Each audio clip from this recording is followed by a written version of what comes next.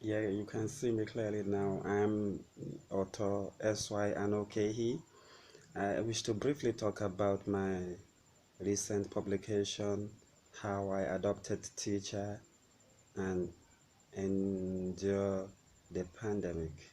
So it is a memoir of a teacher in the northern Nigeria after losing his job. Then there was global pandemic. All the schools in the country were later closed.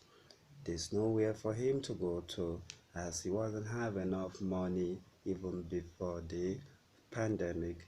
So in his neighborhood there is a place where they used to gather and while away time he happened to be the only teacher in the midst of businessmen, scrap collector and other guys that come around.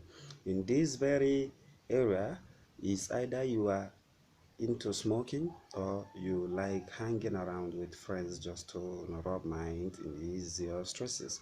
But most of the time, there is no power supply in the evening, so this teacher used to hang around with these guys. There, he discussed about the politics and philosophy with the so most of them lack science knowledge, but this teacher, now being the only one that can understand what's really happening globally, he was able to interpret the sciences to them to the best of his ability. So after some time there was a cat that came to his doorstep in the night, getting to midnight. The cat kept doing the meow meow meow sound, and the teacher thought the cat was, seeking permission to come in. So over time, this cat continued to stay at the compound, and this teacher became sympathetic after his research that the cat doesn't have tendency of carrying the virus.